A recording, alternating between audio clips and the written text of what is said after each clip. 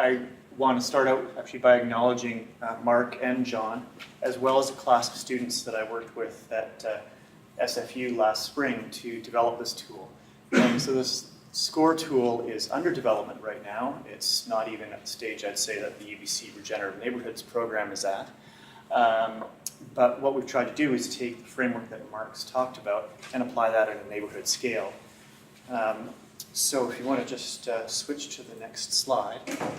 The question that I've had for some time as a sustainable community planner is what I'm doing actually enough? Is it the right stuff? Are we actually having the impacts that we want to have?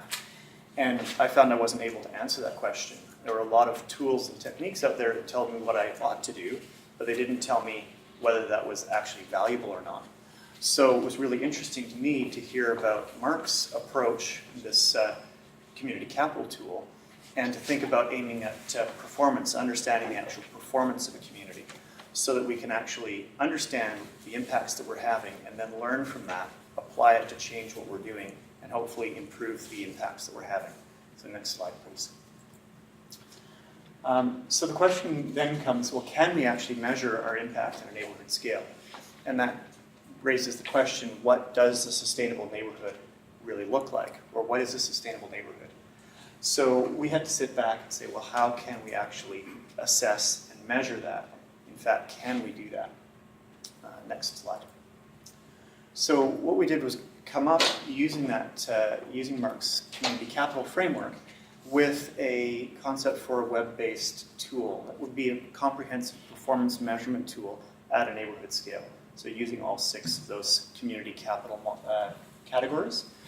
It'd be web-based and data-driven. So what we're trying to do is keep costs very, very low, use readily available statistical data, coupled with a happiness survey, so using the gross national happiness approach and an established survey methodology. And the idea then would be to provide this on a licensing basis to users, targeting a low cost, and I've got a wide range from 1,000 to 5,000 per use. We'd love to get it down below that if we could.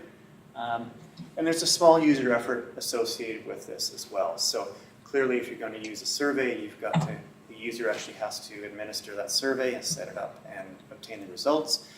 And in addition, this is a data gathering and performance reporting tool, but it doesn't contextualize the results. So users really need to, if they want to report out publicly, need to contextualize those results and explain what it is about the neighborhood that would produce certain greenhouse gas emissions or certain health outcomes for the community. So next slide, please. So we have 3 different types of users in mind for this tool. The first is local governments. The second is large nonprofits who may be interested, say the Vancouver Foundation locally, which is interested in how sustainable our communities are in general, or large developers who say have invested in a major project, maybe done a lead ND project, and want to know if it's actually had the impact that they wanted it to have. So uses, baseline assessments. If you're doing a neighborhood planning process, you can start out with a relatively low-cost snapshot of where the community is at. And you can do then a post-occupancy assessment for a new project like a lead ND project. You can measure progress. So if you do an initial baseline and then implement either programs, policies, rezonings, new buildings, same sort of things as described by UBC, you can then see 5 years down the road, even a year down the road, how that intervention has progressed. It's one of the things that users have told us they've been most interested in is being able to use this to invite dialogue with stakeholders. So actually to be able to say, look, this is pretty much where we're at. Let's talk about why that is and how you can contribute to making a change and improving things. And the last is possibility of doing some comparison studies, either within a jurisdiction from neighborhood to neighborhood, maybe to assess where you should direct your program funding, or even to look at other municipalities, see how their neighborhoods are doing, and then be able to inquire about the programs, initiatives, regulations that have produced those results. Next slide. So the assessment process is fairly straightforward. Like I said, Gross National Happiness Index survey. It's web-based, it's delivered. There's already a database with about 35,000 responses across the US and other places. to use for a bit of a baseline.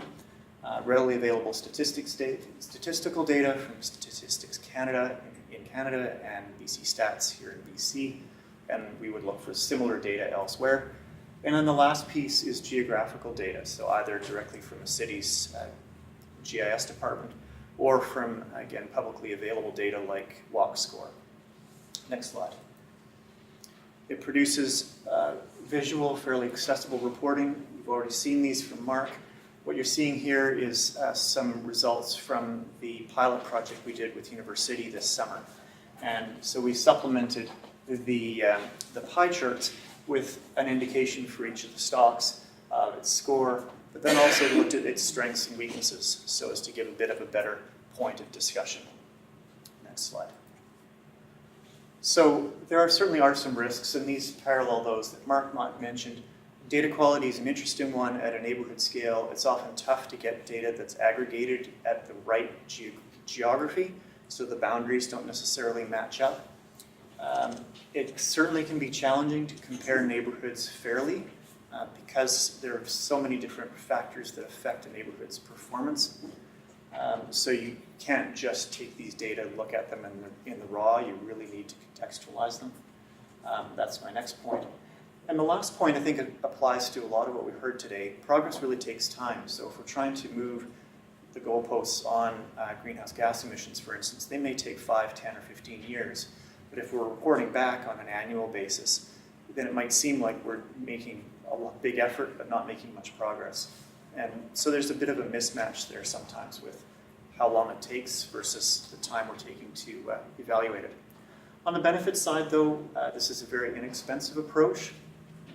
It's accessible and visual.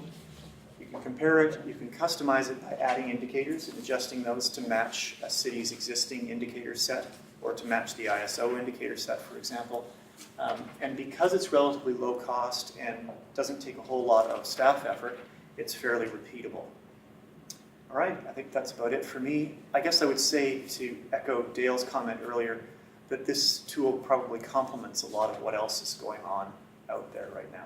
Thank you. Great, thank you.